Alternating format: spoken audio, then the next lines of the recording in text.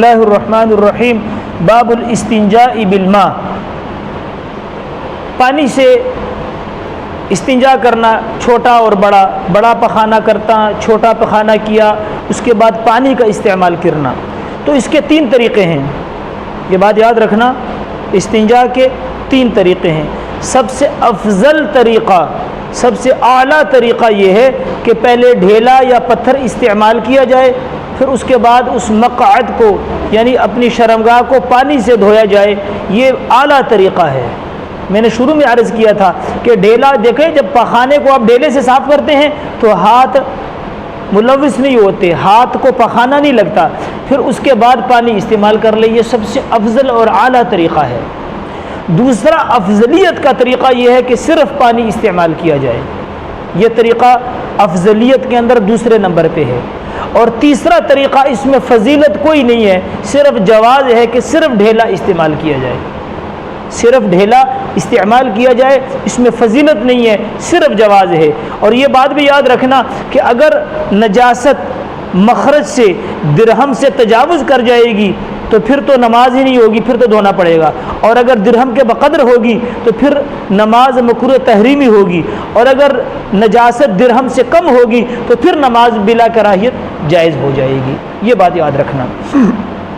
اور صرف پانی سے استنجا کرنے میں اس بات کا بھی ذرا لحاظ کیا جائے کہ استبراء ضروری ہے۔ صرف پانی سے استنجا کرنے کی صورت میں استبراء ضروری ہے۔ استبراء کا مطلب یہ ہے کہ اچھی طرح عضو تناسل کو نچوڑ لیا جائے، دبا لیا جائے تاکہ کوئی قطرہ نہ رہے، یہ پریکٹیکل بتا رہا ہوں، اس طرح اچھی طرح اس کو دبا لیا جائے کہ کوئی قطرہ جو نالی میں ہے، پیشاب کی نالی میں کوئی قطرہ ہے تو اچھی طرح سے نکل جائے وہ، پھر اس کے بعد پانی استعمال کرے۔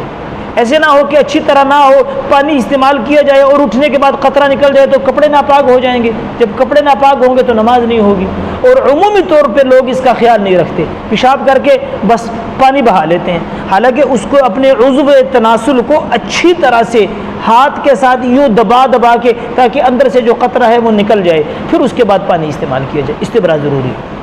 اور دوسری بات یہ یاد رکھنا کہ ابتدا میں اس میں اختلاف تھا، استنجا بالماء، پانی سے استنجا کرنے میں اختلاف تھا، کیونکہ حضور علیہ الصلوۃ والسلام کے ابتدائی زمانوں میں پانی کم تھا، پانی کی قلت تھی مکے میں، مدینے میں، تو پانی کی قلت کی وجہ سے لوگ ڈھیلے سے دونوں کام چلاتے تھے۔ تو جب پانی سے استنجا شروع ہوا تو شروع میں اس میں اختلاف ہوا کہ بھئی کھانا پینا، کلو وشربو، بھئی کھانا پینا، یہ پانی تو کیا ہے، یہ تو رزق ہے، اور اس سے استنجا کرنے میں لوگوں نے کراہیت محسوس کی کہ یہ تو بھئی ایک محترم چیز کو ایک غلط جگہ استعمال کرنا ہے، لیکن ان کی یہ بات ٹھیک نہیں تھی دو وجوہات سے۔ ایک تو آگے باب میں حدیث آ رہی ہے کہ حضرت عائشہ رضی اللہ عنہا نے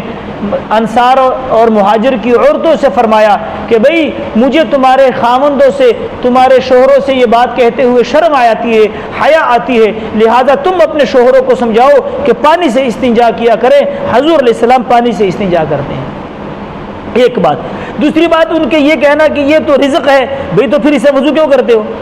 پھر اسے غسل کیوں کرتے ہو، تو ان کو دوسرے کاموں میں تو بھی استعمال کیا جاتا ہے، یہ کوئی بات نہیں۔ پھر بعد میں یہ اختلاف ختم ہو گیا کہ بھئی پانی کا استنجا کرنا جائز ہے یا ناجائز ہے، یہ بات ختم ہو گئی، بلکہ پانی سے استنجا کرنا افضلیت کا دوسرا طریقہ ہے، افضلیت کا دوسرا طریقہ ہے۔ بکرے دیکھیں نا